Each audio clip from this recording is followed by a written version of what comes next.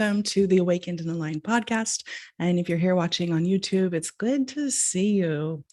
We have some topics to cover, and today is an important one because I am finding a lot of people in my one-on-one private coaching practice are really experiencing this. And it's this idea of being surrounded by connections or having a partner, even a boss or a family member who is just constantly not giving them the space to be who they are.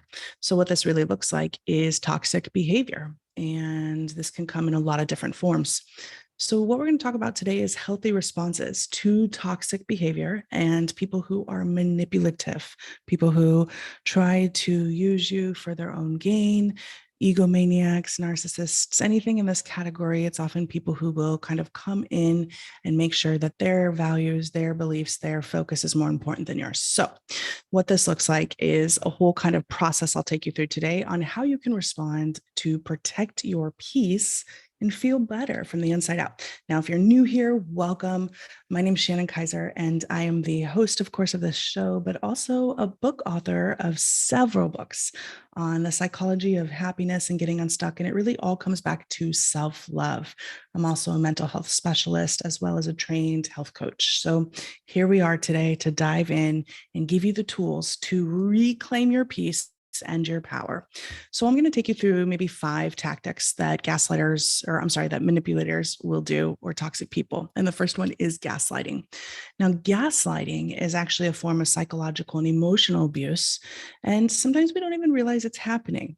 And if it happens to you in your life, you will, especially as a young child, you often grow up feeling a lot of sense of shame and you just don't know where it comes from. Maybe you blame yourself.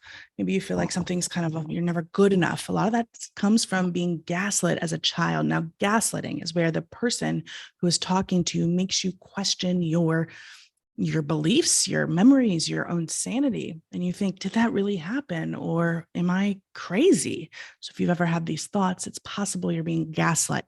It's basically a method of control where the person, the abuser, if you will, is trying to break you down and really increase control over you. So gaslighting could sound like you never believe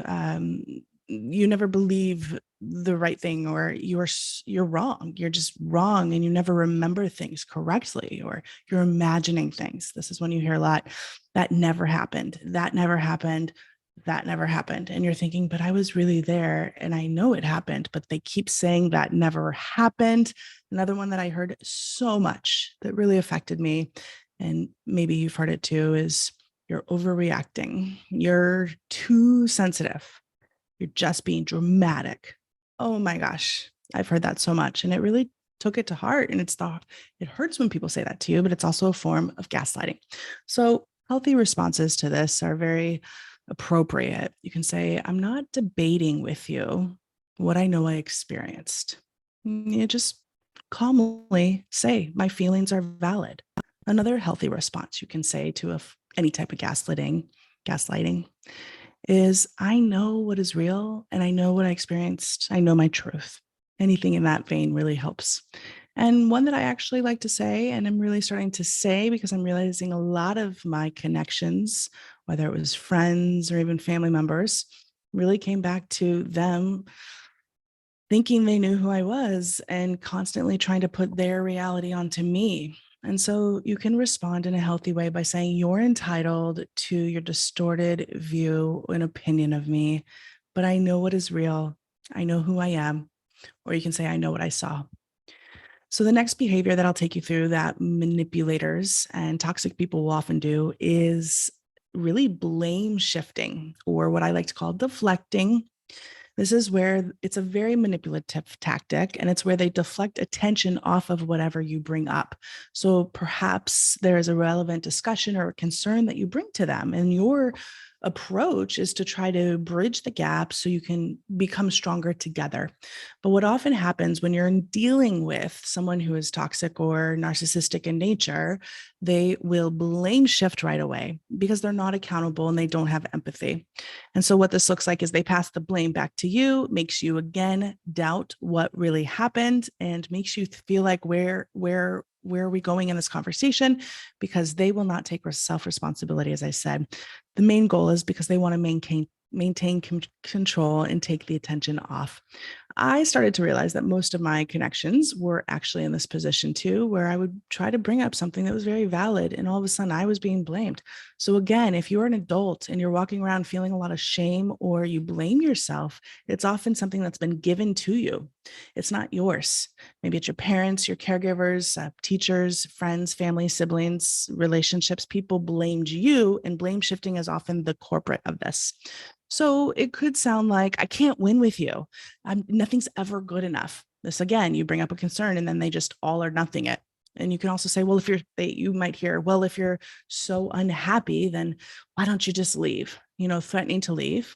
This is a manipulative tactic, because the next thing you might say is, well, I don't want to leave. And then case point, end of discussion, they've got you right where they want you.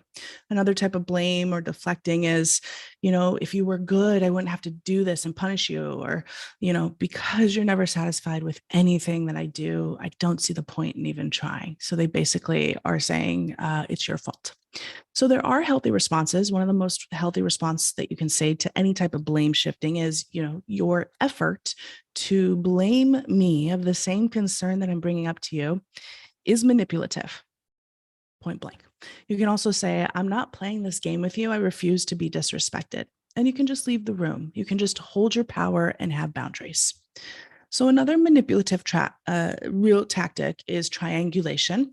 I've talked about this in some other videos and articles, but triangulation is something that happens so often that we don't even realize we're being triangulated. It's something toxic people, manipulative people, NPD, narcissistic personality disorder people will often employ, where they bring in a third person into the relationship, into the conversation to help gain control back to them. The goal is to divide and conquer, and also have you question and doubt your own, basically, sanity again. And it chips away at who you are, because you're always thinking that there's a threat outside. So this looked like in one of my very first relationships, I was dating a man who was like, well, my ex would have done this. I don't know why you're so uncomfortable doing this. In fact, that ex is reaching out to me. I don't even know why I broke up with that person anymore. So this is a real shady way to get someone to do what you want, and you start to question yourself. So triangulating is bringing something up. Now, one thing with triangulation is most often there's limited communication between the two triangulated people. It's actually the manipulator who's kind of puppet stringing everyone. And other forms, parents can triangulate by talking about the other parent in the child's presence in a bad way, or, using their kids as a therapist, so to speak, to complain about the parent. Triangulation. Other triangulation can come in, the types of family members telling you about what another family member did or what another person thinks about you. And it's all speculation. It's all manipulation. So you can hear this a lot, and it shows up a lot in, friendships. And are they really your friends if they're triangulating you, if they're manipulating you, right? So a healthy response, and something you can employ and just start to say, is, I don't like being put in the middle. I'd rather not hear about this. Just cut it off. Another healthy response is, I think having a direct conversation with that person is going to be best. Please leave me out of it. So start to recognize when people are talking about other people, because truthfully, it may just sound like they're venting or needing someone to talk to. And if you have a big heart, you're often going to be there for them, which is what I did for so long, until I realized that I was being manipulated. I was being used for my kind heart and my time and my energy to start to put me and pit me against other people. Don't fall into that. So I'm going to share another type of manipulative strategy. Now, it is a little bit loud. I'm not sure if you can hear all the noise. I'm in Mexico. I live in Mexico now. And what you hear outside is chickens, dogs, motorcycles, but that's great. It's life. It's vibrant. It's exciting. So we're happy to follow our heart and do what we love, and quite honestly, get away from the manipulators. So the fourth one is alligator tears. Now, crocodile tears, it's a behavior that is very tactical, and it's a superficial sympathy. Now, alligator tears are false and very insincere. They often come on very strong and disappear just as fast as soon as the manipulator gets you where you want. You can often tell they are alligator tears because it feels kind of disingenuous. It feels like a show, or it disappears and you're left feeling blamed, shamed, and like the emotion has just been passed to you. Now, the alligator tear comes from this idea that crocodiles will have a tear right before they go for their prey, faking the prey out that they're sad. And so it's this idea. So could look like alligator tears, crocodile tears looks like sharing of personal information really early on in a connection with tears to evoke a response. You know, one time I was on a date with someone, it was our very first date. And within like 10 minutes of knowing this person, they were telling me a very personal story about their life and their family. And I saw tears. And I thought to myself, that's really weird. I've known this person 10 minutes. And this was an alligator tear strategy, a master manipulation to see how you're going to respond to get and evoke empathy. Looking back, that turned into a very definitely narcissistic tendency to really see. So manipulators are manipulators and they have their tools that they employ.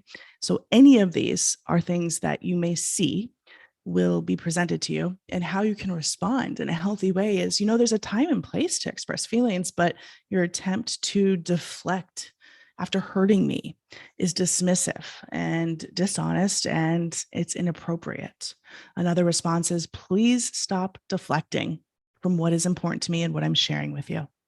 And another one, if you're really feeling ballsy, is, I don't appreciate your alligator tears. Or you can say, I don't appreciate insincere attempts to try to manipulate my emotions.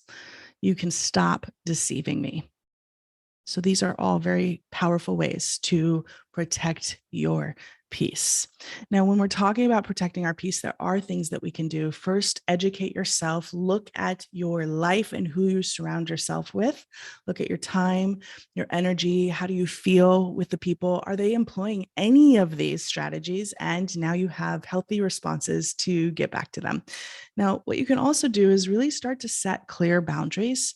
By setting boundaries, you are ensuring that you have this protection to really say, listen, I see what you're doing and I'm not going to fall for it. And you stay sovereign in your own self. You can feel free to walk away from any connection or conversation that feels like it's being toxic or you're being manipulated. It really is about understanding that you have power. And, you know, limit yourself to these people. And even what I've done is go no contact, completely cut these people off, because there's really no win if you can. Now, if it's family, or if it's if you're in a relationship and you share kids, of course, there's a lot of protection you can do. There's other strategies, lots of resources out there, but really it's about you knowing that you deserve self-respect. And anyone who is pulling any of these strategies on you doesn't respect you. They're only using you to get what they want. So I hope these steps help today. And as always, thanks for playing with the world.